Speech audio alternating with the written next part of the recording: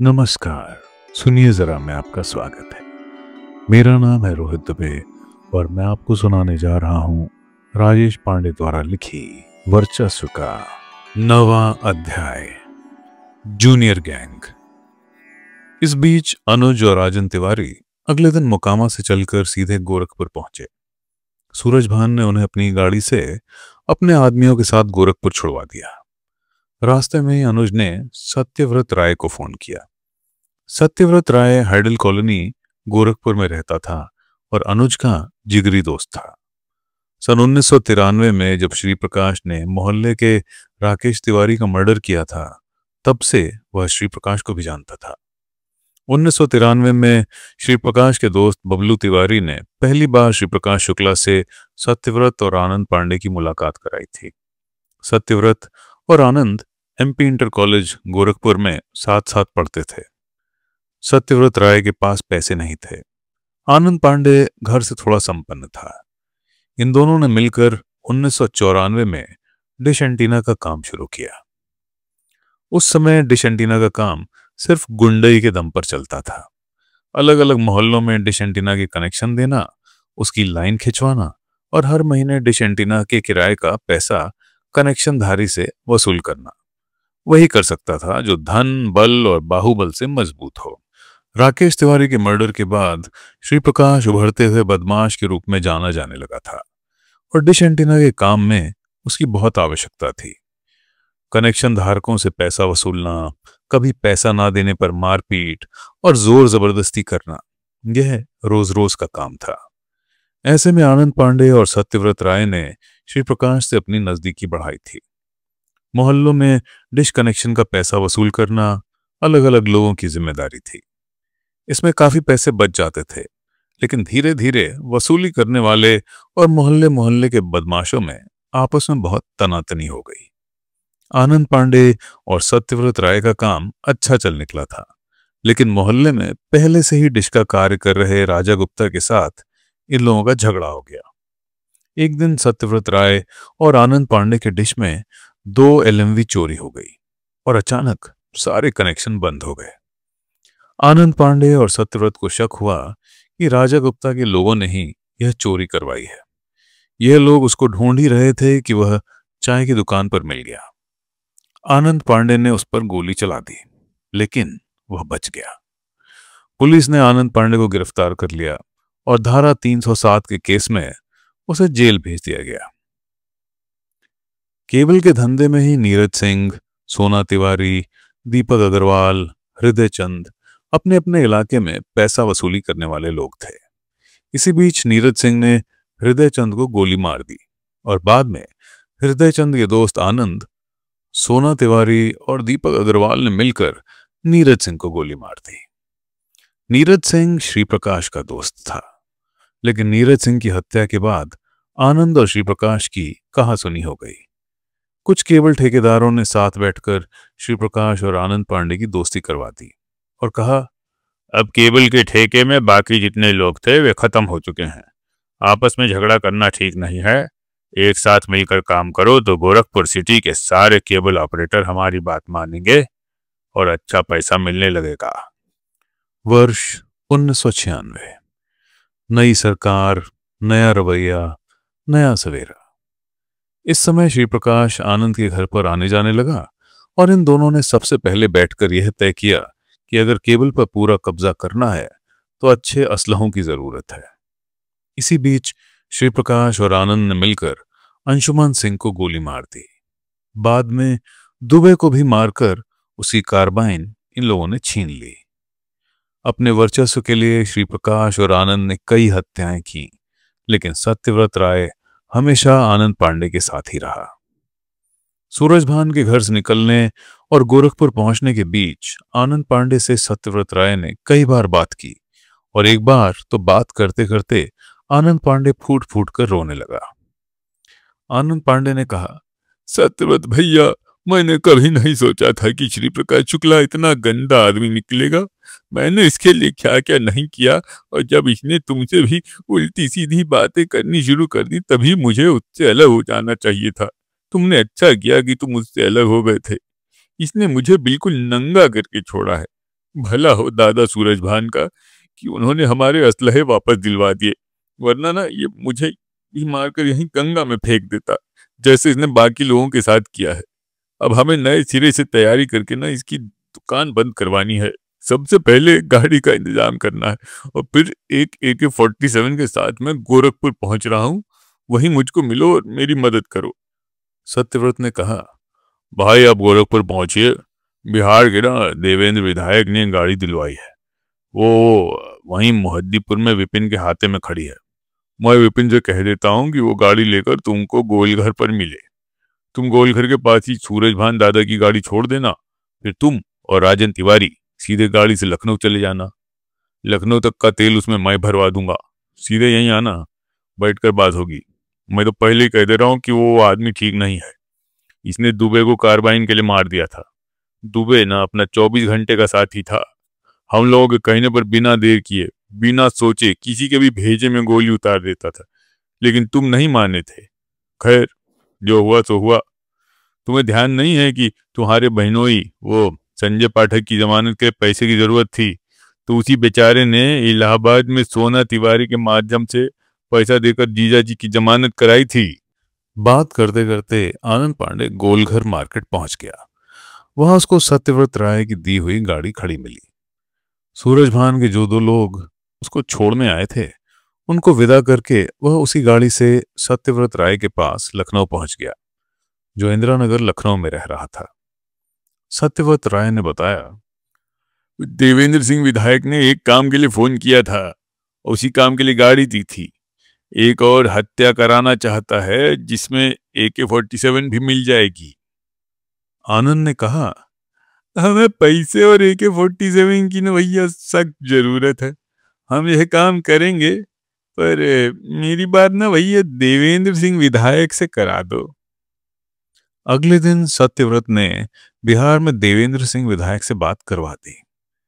देवेंद्र सिंह ने कहा, और तुम लोग ना यहीं आ जाओ और हमारा काम कर दो। AK-47 और 2 पिस्टल ना यहीं मिल जाएंगी। 5 लाख मुझसे काम से पहले ले लो, चाहो तो काम के बाद ले लो। आनंद, राजन तिवारी और बबलू तिवारी वहां से चल दिए। रास्ते में आनंद ने कहा, भैया श्री प्रकाश शुक्ला के कहने पर ना नीरज ने हृदय चंद को मारा था। उस समय हृदय चंद बहुत परेशान था। बनारस के किसी सेंगर नाम के आदमी ने ना हृदय चंद से नौकरी लगवाने के लिए पैसे ले लिए थे। हृदय चंद ने भी पैसे के लालच में कई लोगों से पैसे लेकर सेंगर को दे दिए थे कि उनकी नौकरी लग जाएगी, लेकिन सेंगर ने ना तो उनकी नौकरी लगवाई और ना ही पैसे वापस दिए। सेंगर बनारस में शराब के बड़े व्यवसायियों से जुड़ा हुआ था, इसीलिए भैया पैसे मांगने पर धमकी भी देने लगा था। हृदय चंद ने मुझसे कई बार कहा था, लेकिन उस समय भैया श्री प्रकाश के चक्कर में मुझे मौका नहीं मिला। श्री प्रकाश हृदय चंद से चिढ़ता था, इसीलिए ना भैया उसने नीरज सिंह से उसे मरवा दिया था। हम लोगों को बनारस रुकना ही है। चलिए पहले चल के सेंगर से पैसे वापस मांगते हैं। अगर दे देता है तो हृदय चंद के बच्चों को दे देंगे, वरना सेंगर को मार देंगे। हृदय चंद ने सेंगर का नाम, पता और टेलीफोन नंबर सब नोट कराया था। सब है मेरे पास।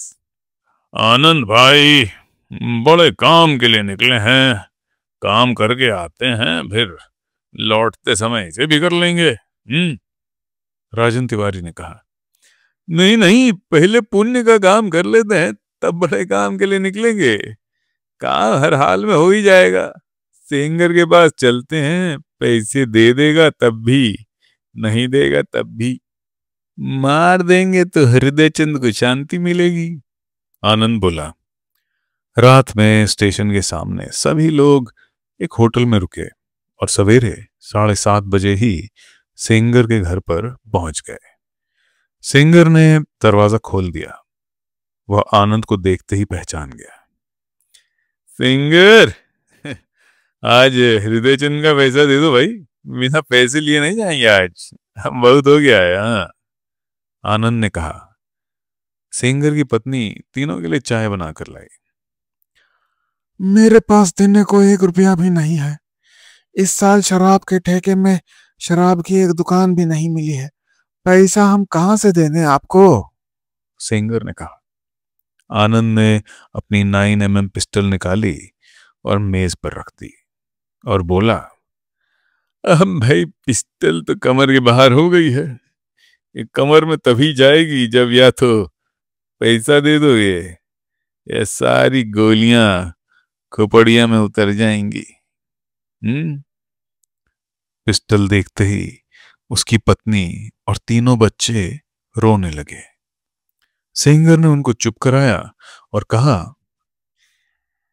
अपने भाई हैं, ये गोली नहीं मारेंगे। पैसे के लिए मैंने कभी मना नहीं किया। 1 महीने का टाइम दे दीजिए, फिर आइएगा, मैं पूरा पैसा दे दूंगा। इतना सुनते ही आनंद पांडे ने पिस्टल उठाई जो पहले से ही लोडेड थी। अंगूठे से उसने लॉक खोला और सारी गोलियां सेंगर की खोपड़ी में उतार दी। इसके पहले कि राजन तिवारी और बबलू तिवारी, सेंगर की पत्नी और तीनों बच्चे कुछ समझ पाते, आनंद पांडे ने पिस्टल कमर में वापस फांसी और बोला, चलो। बाहर से मकान की कुंडी बंद की और स्टीम गाड़ी में बैठकर वहां से सीधे पटना के लिए निकल गए। पटना पहुंचने से पहले विधायक देवेंद्र सिंह से टेलीफोन पर बात की और बताया, हम लोग 1 घंटे में पटना पहुंच जाएंगे। कहाँ आना है और आप कहाँ मिलेंगे? आप कंकड़ बाग पहुंचे, वहां हमारा आदमी आपसे संपर्क कर लेगा, देवेंद्र सिंह ने कहा। पटना में घुसने से पहले ही पीसीओ से फिर देवेंद्र सिंह से संपर्क किया गया। विधायक ने पूरी डिटेल बताई कि इनकम टैक्स ऑफिस के आगे गाड़ी खड़ी मिलेगी और उससे सफेद कुर्ता पजामा पहने आदमी बाहर निकलेगा। वह अपने साथ आपको वहां ले जाएगा जहां आपको रुकना है। मैं रात में किसी टाइम आ जाऊंगा। आनंद पांडे वहां से सीधे कंकड़बाग पहुंचा। तय स्थान पर सफेद रंग की जेन में 3-4 लोग बैठे हुए थे। कुर्ता पजामा पहने उसमें से एक आदमी बाहर आया। आनंद नीचे उतरा, अपना नाम बताया।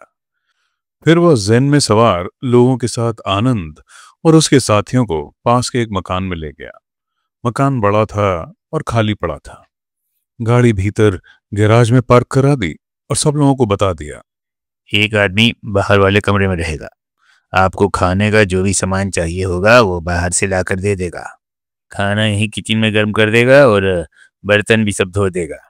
आप लोगों को कहीं बाहर जाने की जरूरत नहीं है। रात में करीब 10 बजे बाहर बैठे हुए आदमी ने बताया, वो विधायक जी आ गए हैं। विधायक ने दुआ बंदगी के बाद बिना लाग लपेट के अपनी बात शुरू की।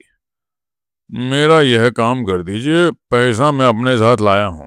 आप चाहें तो अभी ले लीजिए या काम करने के बाद आकर ले लीजिएगा। जब तक काम नहीं हो जाता आप लोग यहीं पर रुकिए। आप लोगों के खाने पीने की व्यवस्था सब यहीं पर कर दी गई है। हमें 1-2 दिन उसकी कुंडली निकालने का समय चाहिए। वैसे आनंद ने कहा। कुंडली का मतलब मैं समझा नहीं, विधायक बोले।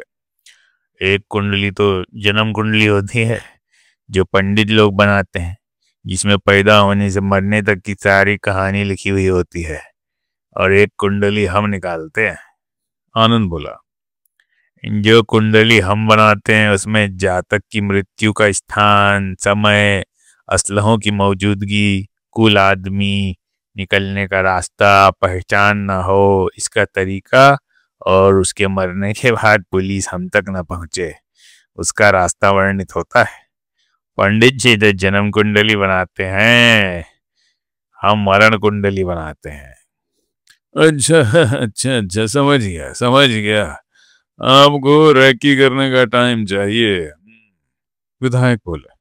बिल्कुल ठीक समझा आपने, आनंद बोला। अपना सिर्फ एक आदमी हमें दे दीजिए जो आपका विश्वास पात्र हो, जो बात इधर उधर ना करे और कलेजे का मजबूत हो। बिल्कुल दे दूंगा, लेकिन वह सिर्फ पहचान कराएगा। काम होते वक्त वह आदमी वहां नहीं रहेगा, विधायक बोले। बिल्कुल ठीक है, आनंद पांडे ने कहा। इस बीच विधायक उठने लगे तो आनंद पांडे ने टोकते हुए कहा, देवेंद्र जी, हम पैसा काम होने के बाद लेते हैं, लेकिन काम होने के बाद ईमानदारी से पैसा हमें मिल जाए। आप चिंता न करिए, काम होने के बाद 2-4 घंटे में ही आप जहां कहेंगे पैसा वहां पहुंच जाएगा। और हाँ, आदमी सुबह 7 बजे यहीं आकर मिलेगा आपको, विधायक बोले। विधायक के जाने के बाद राजन तिवारी ने कहा, आनंद भाई, जब पैसा ले ही आया था तो पैसा ले लेना चाहिए था। बिहार के विधायक बड़े वो होते हैं, काम होने के बाद ना फोन उठाएंगे ना ही पैसा देंगे। हर एक विधायक एक जैसा नहीं होता राजन, आनंद बोला। अगर ये बदमाश विधायक होता तो कभी एडवांस पैसा लेकर ही नहीं आता। यह भी तो हो सकता है कि वो पैसा देकर जाए और हम ही लोग पैसा लेकर भाग जाएं। अब हमें उसका यकीन हो गया है और उसे हमारा काम हो गया तो यह पैसा दौड़कर पहुंचाएगा। आनंद भाई, आप कह रहे हैं तो मान लेता हूं, पर ऐसा है नहीं। राजन तिवारी बोला। रात में खाना खाकर सभी सो गए। दिन भर की लंबी यात्रा से सब थक गए थे। अगले दिन सुबह 8 बजे सोकर उठे तो सबसे पहले बाहर बैठे आदमी से पूछवाया, कोई आदमी आया है क्या? सुबह 7 बजे आया था साहब, आ गया था सुबह 7 बजे के करीब, उसने बताया। राजन तिवारी, बबलू तिवारी और आनंद तीनों ही तैयार हो गए।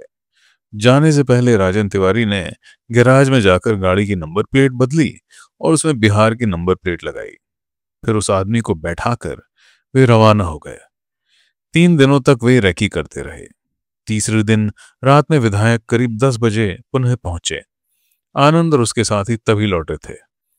विधायक थोड़ा सा मायूस होकर बोले, क्या होगा भैया, कुंडली तैयार हुई है आपकी? आप चिंता न करें, जब आपका काम हो जाएगा पैगाम अपने आप तक पहुंच जाएगा। अब कुंडली तैयार हो गई है, राहु केतु में भी अब दम नहीं है। आनंद बोला। ये राहु केतु क्या है? विधायक चौंके।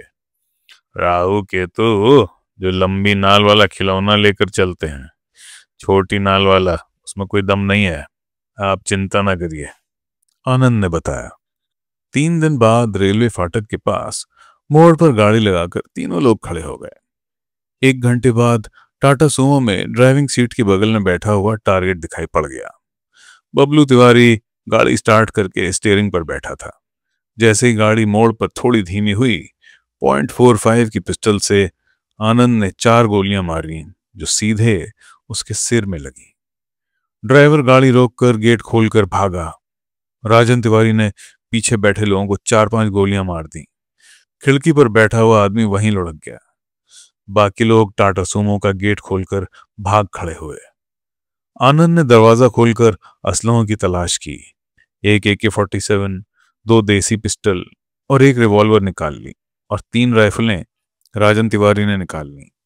इतने असलहे लेकर अपनी गाड़ी में बैठे और वहां से सीधे पटना की तरफ निकल गए। 5-7 किलोमीटर जाने के बाद बाईं तरफ जाने वाले एक रास्ते पर राजन तिवारी से गाड़ी मुड़वा दी और फिर आनंद ने राजन से कहा, सड़क सुनसान है, एक एक करके थोड़ी थोड़ी दूरी पर 315 बोर की राइफलें फेंक दो। राजन ने एक एक करके तीनों राइफलें 1-1, 2-2 किलोमीटर की दूरी पर फेंक दी और फिर गाड़ी बैक करके सीधे कंकड़बाग पहुंचे। आनंद भाई, 315 बोर के असलहे को मैं सबसे अच्छा असलहा मानता हूं, इसे क्यों फेंकवा दिया? राजन तिवारी ने पूछा। मूर्खता की हद हो, राइफलें वहां इसलिए फेंकवा दी हैं कि पुलिस कम से कम 6 घंटे तक वहां आसपास तलाशेगी, वहां से एक कदम आगे नहीं जाएगी। मौके से पीतल बटोरेंगे और खेत में राइफल देखकर खुश हो जाएंगे और फिर वहां गांव वालों को कई घंटों तक परेशान करेंगे। हर घर की तलाशी होगी और तब तक हम लखनऊ पहुंच जाएंगे, समझे? आनंद बोला। हाँ, ये बात तो सही कह रहे हो भाई, राजन तिवारी बोला। कंकड़बाग पहुंचकर गाड़ी गैराज में खड़ी कर दी गई और फिर तीनों वहां आराम करने लगे। शाम के 6 बजते बजते विधायक भी आ गए। उन्होंने आनंद से कहा, भैया असलहे आप सबको मिल गए, पैसा मैं ले आया हूँ, आपका धन्यवाद करता हूँ। 5 की बजाय 6 लाख रुपए मैं आपको दे रहा हूँ। मैंने अस्पताल में पूरी सेटिंग कर ली है और मैं सुबह 6 बजे ही भर्ती हो चुका हूँ। अस्पताल में कागज सब तैयार करा दिए थे, आपका धन्यवाद करने आया था। वापस जाते ही हाथ पैर में ग्लूकोज का पानी लगवा लूंगा, क्योंकि रात भर में या आधी रात तक FIR भी हो जाएगी और फिर ये साले मुझको नामजद भी करेंगे। मेरे लिए और कोई सेवा हो तो बता दीजिएगा। आनंद ने कहा, आप जिस गाड़ी से आए हैं अपने एक आदमी के साथ उसे लखनऊ तक भिजवा दें। मैं अपनी गाड़ी और चाबी यहीं छोड़े जा रहा हूँ। 4-6 दिन बाद कोई आएगा और उसे ले जाएगा। विधायक सहर्ष तैयार हो गए। बोले, मेरे पास 3 गाड़ियां हैं। इस समय मैं एक गाड़ी से आप लोगों को लखनऊ तक छोड़वा देता हूँ और 2-3 दिन में ही आपकी गाड़ी भी सत्यव्रत के साथ पहुंचवा दूंगा। विधायक अपनी एक गाड़ी छोड़कर बाकी गाड़ियों से सीधे हॉस्पिटल पहुंचे और ICU में लेट गए। आनंद, राजन और बबलू तिवारी पहले से ही तैयार थे। विधायक की गाड़ी से तुरंत लखनऊ के लिए चल दिए। सुबह 5 बजे इंदिरा नगर में सत्यव्रत के मकान से 1 किलोमीटर पहले लेखराज मार्केट के पास उतर गए और ड्राइवर को वापस जाने को कहा। पैदल ही तीनों सत्यव्रत के घर आए और आराम से वहीं सो गए। शाम को सत्यव्रत राय का एक रिश्तेदार भुवर राय, जो मारुतिपुरम में रहता था, वह भी आ गया था। आनंद पांडे, बबलू और राजन कई दिनों की थकान से सोकर उठे थे और खाना भी नहीं खाया था। भुवर राय ने कहा, सब लोग हमारे घर चलें, वहीं पर खाना भी खाइए। राजन ने कहा, AK-47 और जो पिस्टल मिली है एक बार उसको भी देख लिया जाए और कल कहीं चलकर उसको टेस्ट भी कर लेते हैं। राजन तिवारी सत्यव्रत राय के किचन वाले स्टोर में जाकर ऊपर टांड से बैग उतार कर लाया और सबके सामने बैग खोलकर AK-47 निकाली। नाल में उंगली डालकर चेक किया कि कोई गोली तो नहीं फंसी है। मैगजीन निकाली, मैगजीन पूरी भरी हुई थी। AK-47 के ट्रिगर और बोल्ट चलाकर देखे और बताया कि बिल्कुल फिट है। कल इंदिरा कैनाल के उस पार चलकर जंगल में टेस्ट भी कर लेंगे। पिस्टल और रिवॉल्वर को भी चेक किया। पिस्टल तो दोनों मुंगेर ब्रांड की ही थीं, लेकिन अच्छे इस्तेमाल लायक पिस्टल थीं। तेल पानी ठीक से लगाया हुआ लग रहा था और स्लाइडिंग स्लॉट भी कहीं फंस नहीं रहा था। रिवॉल्वर लाइसेंसी लग रही थी और बिल्कुल सही थी। आनंद बोला, भाई अब फायर पावर ठीक हो गई है, चलो खाना खाकर आते हैं, फिर नया टारगेट तुरंत देखना होगा। पैसे की जरूरत हर जगह पड़ेगी, बिना पैसे के रिश्तेदार भी नहीं पूछते हैं हमें। हर हाल में श्री प्रकाश को डाउन करके अपना वर्चस्व उत्तर प्रदेश और बिहार में कायम करना होगा। काम हम सब लोगों ने किया और बनिया उसके नाम से पैसे देता है। सभी लोग घर से बाहर निकले और एक टेम्पो करके मारुतिपुरम भुवर राय के घर पर पहुंच गए। भुवर राय ने खाना पहले से ही बनवा रखा था। सब लोगों ने छत पर शराब पी और खाना खाया। अभी देवेंद्र सिंह विधायक द्वारा दिए गए पूरे के पूरे 6 लाख रुपए उन्हीं के पास थे। खाना खाने के बाद भुवर राय ने कहा, आनंद भैया ये मुंगेर वाली पिस्टल हमको दे देते तो मैं भी हाथ साफ कर लेता।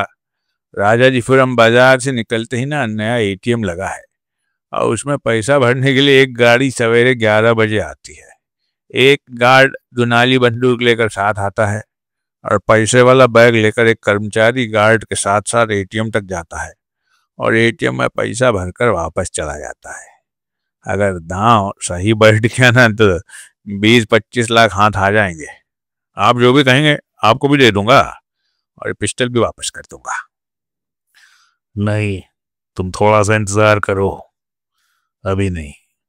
आनंद ने कहा, अजय शाही मुंगेर की कई पिस्टल लाया है, मैं तुम्हें दिला दूंगा, पैसा बाद में दे देना। अजय शाही बिना टेस्ट किए बिहारी असला नहीं लेता। यह पिस्टल हमारे सबसे बड़े काम का इनाम है, इसे देना ठीक नहीं है। यह हम लोगों के पास रहेगी। राजन भाई के पास 2 असलहे हो जाएंगे और 2 बबलू लेकर चलेगा। तुम अगर यह काम कर लाओ तो तुम्हें भी अपने साथ रखेंगे और उसके बाद बड़ा काम करेंगे। खाना खाने के बाद सब एक साथ बाहर निकले। भूवर राय ने कहा, चलिए भैया, आप लोगों को मैं इंदिरा नगर तक छोड़ आता हूँ। सब लोगों ने एक टेम्पो की और उस पर बैठकर सत्यव्रत राय के घर पहुंच गए। वहां आनंद ने कहा, भूवर भाई, आप यहाँ बहुत दिनों से रह रहे हैं, आप बताइए कि कौन कौन आदमी ऐसा है जिसे उठाने पर 1 करोड़ रुपए आराम से मिल जाएंगे। श्री प्रकाश ने बहुत सी कुंडली निकलवाई थी, तो 2 कुंडली हमने भी उसके लिए निकाली थी, भूवर ने कहा। एक तो ये लेखराज डॉलर वाला है, ये बड़ा आदमी है, वो 2 करोड़ देगा। और दूसरा ये सुशील और विवेक लधानी है, जिनका कोका कोला का सबसे बड़ा बॉटलिंग प्लांट है। लेखराज डॉलर वाले के ऑफिस का तो पता कर लिया था, परंतु अभी उसके घर तक नहीं पहुंचे थे, लेकिन लधानी के ऑफिस और घर दोनों ही देख लिए थे। आनंद ने कहा, लेखराज डॉलर वाले का घर भी पता करके कुंडली पूरी निकालें। हमें जल्द से जल्द पैसे की जरूरत है। एक तो पूरे परिवार को गोरखपुर से हटाकर गाजियाबाद या दिल्ली में रखना है, दूसरा तुरंत एक ज़ेन गाड़ी खरीदनी है। सेकेंड हैंड गाड़ी नहीं लूंगा, इस बार नई गाड़ी, और उत्तर प्रदेश, बिहार, राजस्थान, हरियाणा और दिल्ली की नंबर प्लेट लूंगा। एक बार अच्छा पैसा मिल जाए फिर मैं देखता हूं कि श्री प्रकाश में कितना दम है। आनंद भाई, परिवार को अभी शिफ्ट करने की क्या जरूरत है? राजन तिवारी ने पूछा। वे लोग तो आराम से गोरखपुर में हैं और वह गोरखपुर से बाहर जाने के लिए इतनी जल्दी राजी नहीं होंगे। ये श्री प्रकाश ना बहुत ही गंदा और गिरा हुआ इंसान है, तुम नहीं जानते। आनंद ने कहा, मैं नहीं चाहता कि वह परिवार के लोगों को लेकर अब मेरे साथ कोई धोखा करे। बिना गाड़ी के हम कोई काम नहीं कर पाएंगे। ज़ेन लंबी दूरी तक अच्छी स्पीड में चलने वाली सबसे अच्छी गाड़ी है। कम से कम यूपी पुलिस के पास जितनी भी गाड़ियां हैं, कोई भी ज़ेन का पीछा नहीं कर सकती।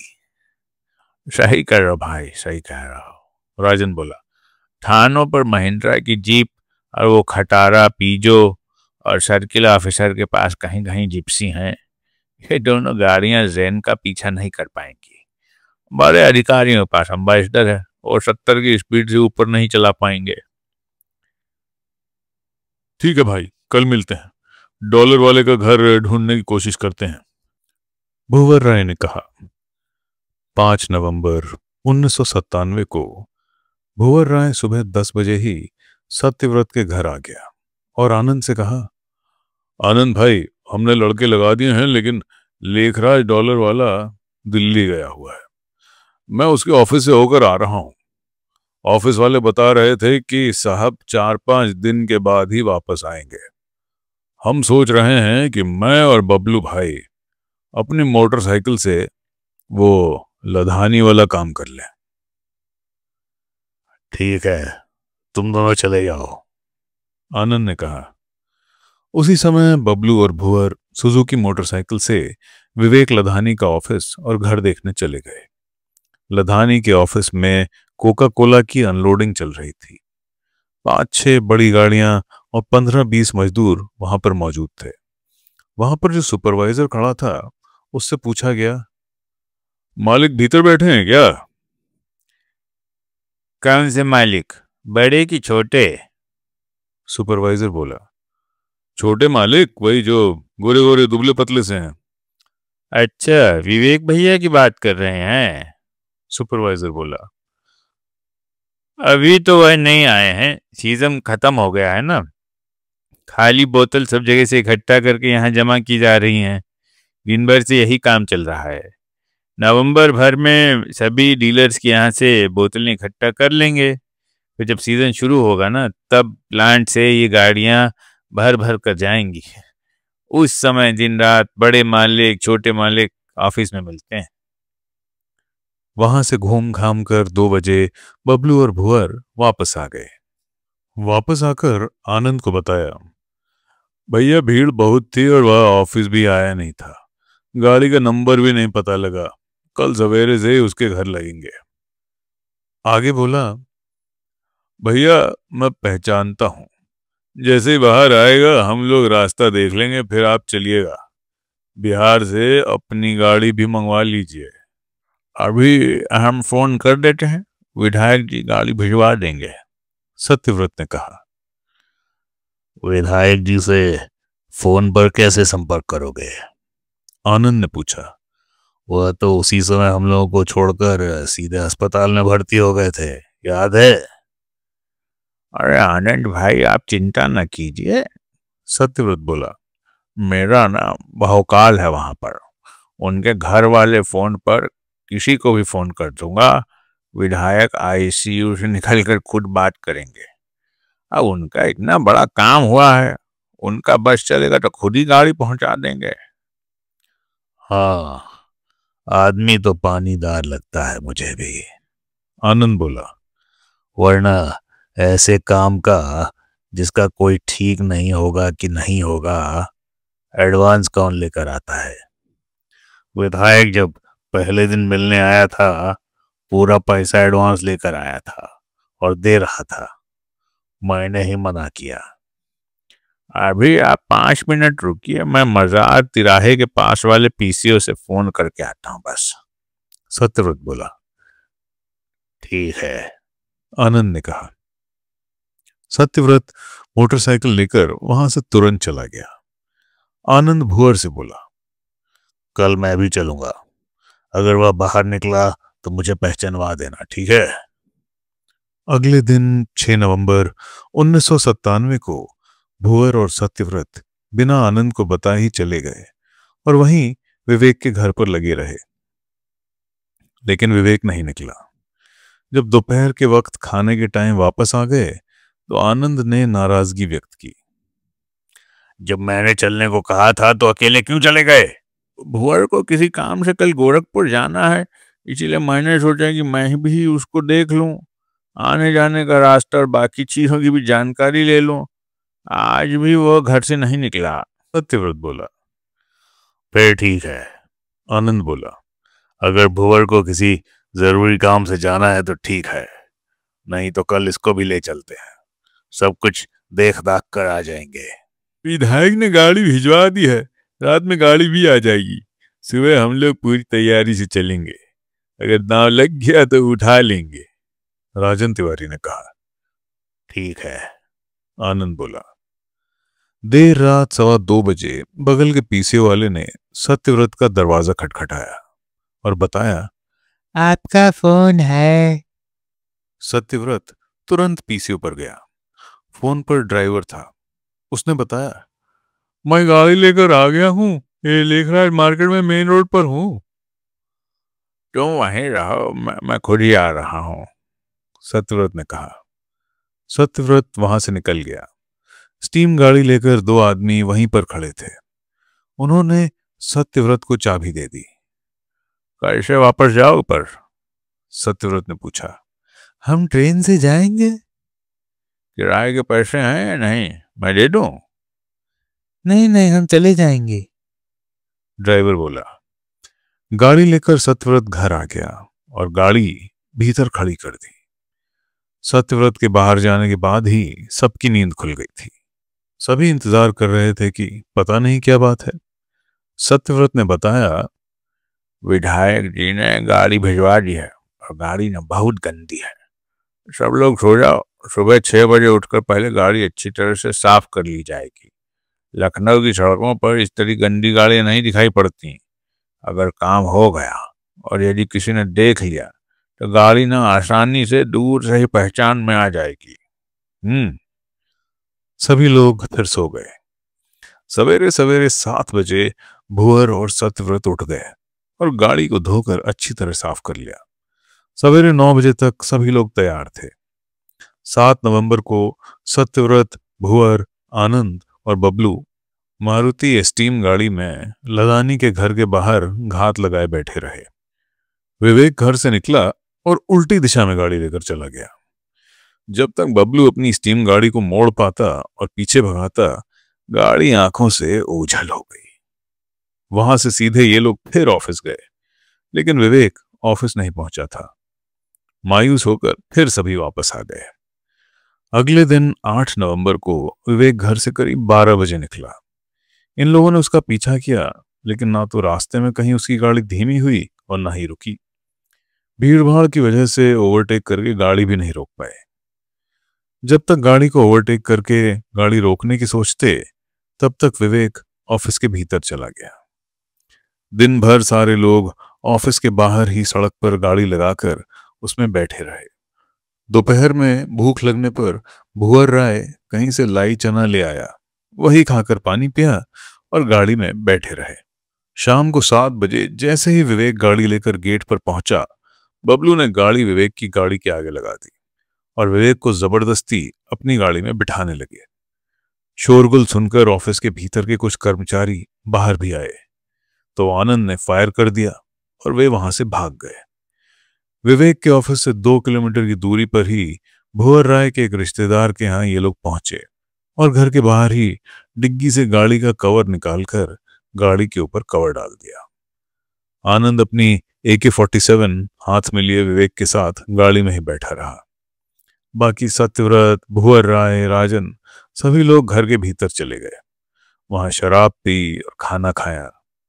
रात करीब 2:30 बजे सब लोग बाहर निकले, गाड़ी का कवर उतारा और गाड़ी सीतापुर रोड होते हुए दिल्ली की तरफ लेकर भाग गए। 1 घंटे बाद ही हल्ला हो गया कि फिर किडनैपिंग हो गई है और पुलिस अधिकारी लदानी के ऑफिस पहुंच गए। 9mm पिस्टल से 2 खोखे मौके पर मिले। माजरा सभी की समझ में आ गया। सभी का शक श्री प्रकाश पर गया। विवेक लदानी कहीं विदेश से MBA करके आया था और उसके पिता उत्तरी भारत के सबसे बड़ा कोका कोला के डीलर और बॉटलर थे। उनके automatic bottling plant Lucknow, Faizabad और प्रदेश के कई शहरों में थे। एक बार फिर पुलिस पर दबाव बनना लाजमी था। वायरलेस सेट पर फिर वही निर्देश, सभी रास्ते बंद किए जाएं, चेकिंग की जाए, डार्क कलर की गाड़ी है, गाड़ी का नंबर पता नहीं है। वायरलेस रिपोर्ट के मुताबिक पूरे शहर को सील किया जा चुका था, लेकिन रात के 2:30 बजे आनंद विवेक लदानी को लेकर एस्टीम कार से जब दिल्ली के लिए रवाना हुआ, तो ना कहीं पर गाड़ी रोकी गई और ना ही चेकिंग हुई। गाजियाबाद बॉर्डर पर आनंद ने सत्यव्रत और भुवर को उतार दिया और विवेक को लेकर दिल्ली में नवनिर्मित फ्लैट D106 दिलशाद गार्डन पहुंच गया। वहां पहले से ही अरविंद सिंह चौहान और मनीष काम के सिलसिले में किराए पर रह रहे थे। वहीं पर एक कमरे में विवेक लधानी को रख दिया गया। कुछ दिन बाद अजय शाही, जो हाइडल के JE विजय नारायण शाही का लड़का था और आनंद का पुराना मित्र था, उसको भी गोरखपुर से बुलवा लिया गया। आनंद एक एयरबैग में AK-47 लेकर वहां आता था और विवेक से बात करता था, टेलीफोन नंबर लेता था और उसके बाद दूर किसी PCO पर जाकर विवेक लधानी के घर वालों से बात करता था। बात 70 लाख रुपए में तय हो गई। विवेक लधानी के घर के सारे फोन टैपिंग पर लगा दिए गए थे और यह तय हो गया कि विवेक को दिल्ली ले जाकर रखा गया है। विवेक के पिता अपने बेटे को लेकर बहुत चिंतित थे, इसलिए वह पुलिस को बहुत सहयोग भी नहीं कर रहे थे।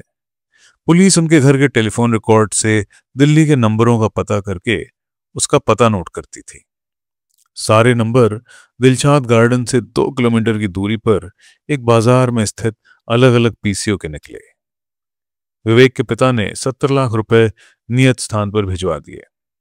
कुछ दिनों बाद ही आनंद पांडे, बबलू, राजन तिवारी और मनीष रात 11 बजे लदानी को वहां से लेकर गए और रेलवे स्टेशन के पास छोड़कर चले आए। विवेक लदानी के पिता को फोन पर बता दिया, आपके लड़के को सकुशल स्टेशन के पास छोड़ दिया है, उसे कुछ पैसे भी दे दिए हैं, वो आपको टेलीफोन कर लेगा और आप उसे आकर ले जाइएगा। आनंद पांडे ने पहला काम यह किया कि उन पैसों से दिल्ली में एक फ्लैट खरीदा और अपने पूरे परिवार को गोरखपुर से बुलाकर वहीं रहने की व्यवस्था कर दी। अगले दिन एक सरदार ब्रोकर के माध्यम से ज़ेन गाड़ी राजेश्वर प्रधान के नाम पर खरीदी। इसके अलावा एक बुलेट अरविंद के नाम से खरीदी। सत्यव्रत और भुवर को 10-10 हजार रुपए दिए, जबकि ये लोग 20-20 हजार रुपए मांग रहे थे। तुम लोग वापस लखनऊ चलो, कुछ दिन आराम करो, आनंद ने कहा।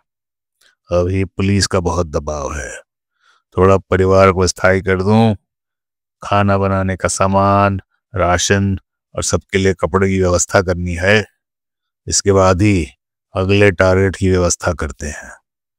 यहाँ सब ठीक ठाक करके हफ्ते या 2 हफ्ते में लखनऊ आएंगे और वहीं से सब लोग गोरखपुर चलेंगे, ठीक है? शाही, अरविंद सिंह चौहान, बबलू तिवारी, मनीष, सत्यव्रत राय और भुवर सभी वहां से निकले और अलग अलग गाड़ियों से लखनऊ के लिए रवाना हो गए। लधानी अपने घर पहुंच गया। अखबारों में पुलिस की बहुत थू-थू और किरकिरी हुई। एसएसपी लखनऊ ने पूरी टीम को लधानी से मिलने और उससे कोई ऐसी जानकारी निकालने का प्रयास करने के लिए कहा जिससे सही बात पता चले। पुलिस का मानना था कि यह अपहरण भी श्री प्रकाश शुक्ला ने ही किया है। अपहरण के दौरान विवेक लधानी के पिता से जिन जिन नंबरों से बात होती थी उन नंबरों को पता किया गया और यह भी पता लगा कि उनमें से 2 मोबाइल नंबर भी हैं जो दिल्ली के हैं। सत्येंद्र वीर सिंह और तेवतिया गाजियाबाद के रहने वाले थे। उनके दिल्ली में अच्छे संपर्क सूत्र भी थे और दिल्ली की अच्छी जानकारी भी थी। एसएसपी ने कहा, पूरी टीम दिल्ली जाकर कैंप करे और कम से कम विवेक लधानी के रुकने का स्थान और किडनैपिंग में शामिल सभी लोगों का पता लगाए। सारी टीमें दिल्ली पहुंच गईं। सत्येंद्र वीर सिंह के जानने वाले एक इंस्पेक्टर पीपी सिंह वहीं किसी थाने पर तैनात थे। उन्होंने काफी सहयोग किया और जिन जिन पीसीओ से टेलीफोन किए गए थे उनको ढूंढ लिया गया। पीसीओ वालों से अलग अलग बात की गई और पूछा गया कि टेलीफोन करने वाले का हुलिया कैसा था, कितने लोग आते थे, भाषा क्या थी। 3-4 दिन के बाद पीसीओ वाले की सहायता से ही दिलशाद गार्डन के उस मकान का पता लग गया जहां पर विवेक लधानी को रखा गया था। आसपास के लोगों से यह पता लगा कि यहां पर कुछ दिनों से ताला बंद है, लेकिन कभी कभी शाम को जैन से एक लड़का आता था। कभी वह रात में रुकता था और कभी तुरंत चला जाता था। कभी कभी उससे मिलने के लिए 2-3 लोग भी आते थे। टीम के सभी लोगों ने बैठकर यह अंदाजा लगाया कि हो सकता है यह जगह सिर्फ मिलने के स्थान के रूप में प्रयोग की जा रही हो। श्री प्रकाश और आनंद पांडे कहीं और रहते हों। इसी बीच विवेक लधानी से काफी प्रयास के बाद जो थोड़ी बहुत बात हुई उससे यह निष्कर्ष निकला कि जिन लोगों ने विवेक को काफी दिनों तक दिल्ली के दिलशाद गार्डन के इस फ्लैट में रखा था उनमें से श्री प्रकाश की शक्ल वाला कोई नहीं था। विवेक को AK-47, 9mm पिस्टल और बाकी असलहे दिखाए गए और उसने पहचान कर जो बताया उससे यह बात तय हो गई कि उन लोगों के पास एक AK-47 और .45 की पिस्टल और एक रिवॉल्वर जरूर रही होगी। वहां पीपी सिंह के जानने वाले आसपास के लोगों को यह बता दिया गया था कि जैसे ही कोई आदमी इस फ्लैट पर आए वे सूचना देंगे।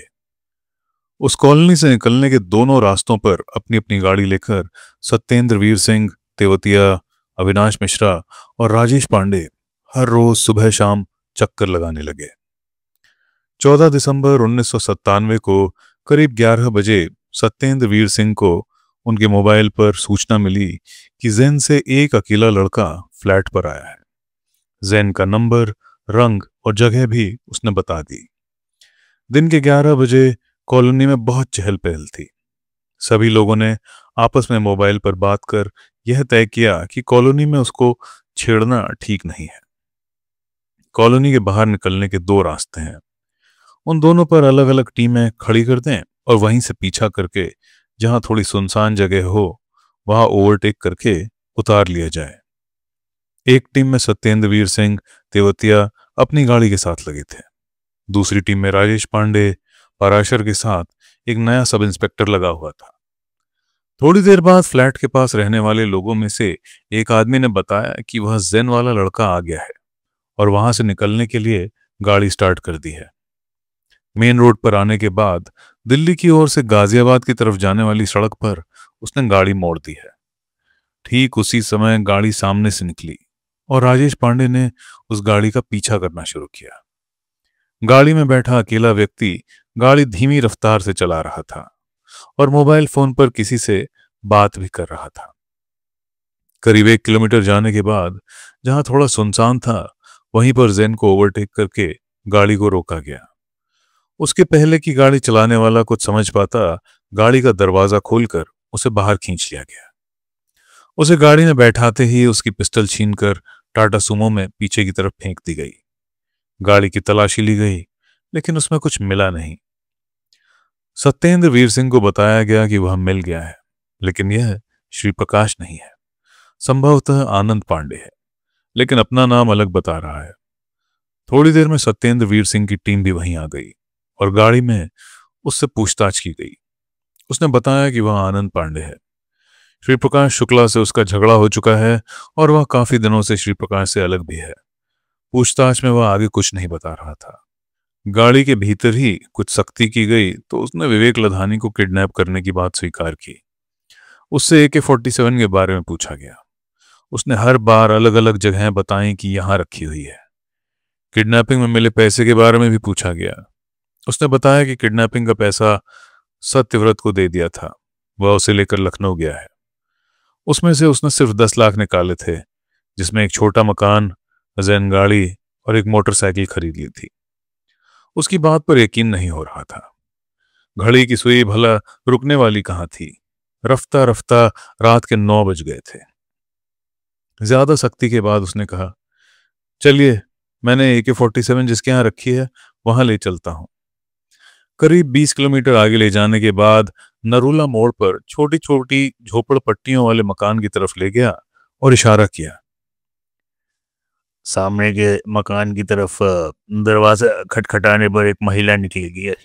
सामने तख्त के नीचे बैग रखा हुआ है सर, उसी में ही AK-47 है। तेवतिया और सत्येंद्र वीर सिंह वहां गए और तख्त के नीचे बैग मिल गया। उसे लेकर आए। उसे खंगाला गया। उसमें AK-47, एक मैगजीन और एक पॉलिथीन में कारतूस बंधे हुए रखे थे। इस आशा में कि शायद इसी घर में फिरौती के पैसे भी रखे हों, पूरे मकान की तलाशी ली गई, लेकिन वहां रुपए नहीं मिले। कमरे की पूरी तलाशी लेकर वे लोग गाड़ी पर आए और टाटा सुमो का दरवाजा खोलकर उससे पूछते रहे कि पैसा कहाँ रखा है, बता दो नहीं तो मारे जाओगे। तभी अचानक आनंद पांडे पूरा दम लगाकर सीट से कूदा और तेवतिया और सत्येंद्र वीर सिंह के बीच से भागने की कोशिश करने लगा। रात का घुप अंधेरा था। यह भी डर लग रहा था कि अगर 10 कदम भी दूर निकल गया तो बड़ी मुश्किल होगी। राजेश पांडे और पराशर भी कूदकर उसके पीछे हो लिए। भागते समय किसी चीज से ठोकर खाकर वह गिरा। सभी लोगों ने उसे पकड़ने की कोशिश की, लेकिन अंधेरे में ही उसने असलहे छीनने की कोशिश की। उसी समय जब वह फिर भागने की कोशिश करने लगा तो उस पर गोली चलाई गई। गोली लगते ही आनंद नीचे गिर गया। अंधेरे में यह समझ नहीं आ रहा था कि गोली कहां लगी है। गोली चलाने के तुरंत बाद दिल्ली पुलिस कंट्रोल रूम को सूचना दी गई। दिल्ली पुलिस भी आ गई।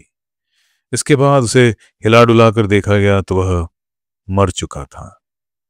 दिल्ली पुलिस ने सारी सूचनाएं एकत्रित की और दिलशाद गार्डन के उस मकान की तलाशी ली।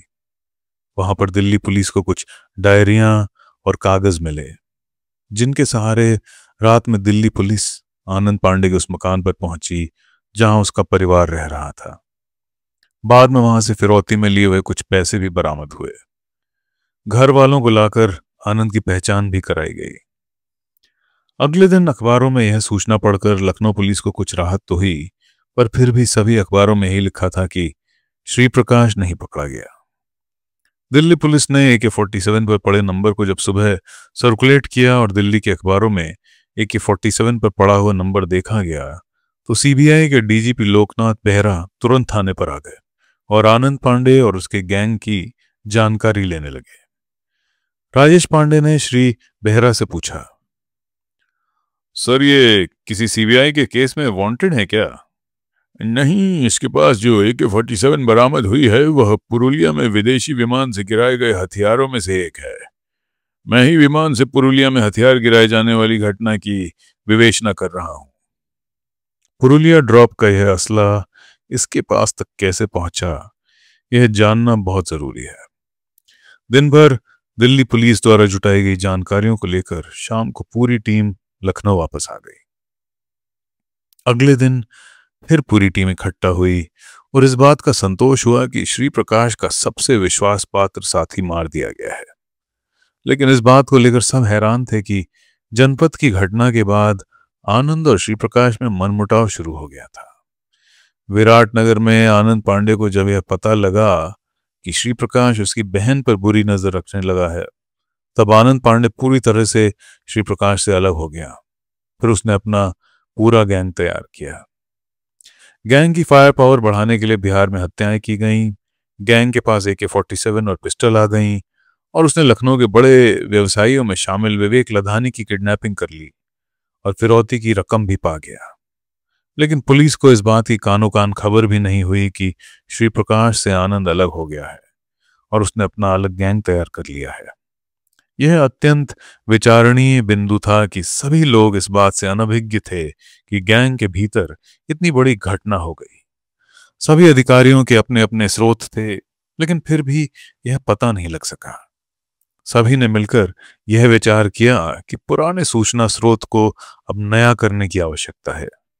मुखबिर उतने प्रभावशाली नहीं रह गए हैं कि गैंग के भीतर की इतनी गंभीर बात को बता सकें।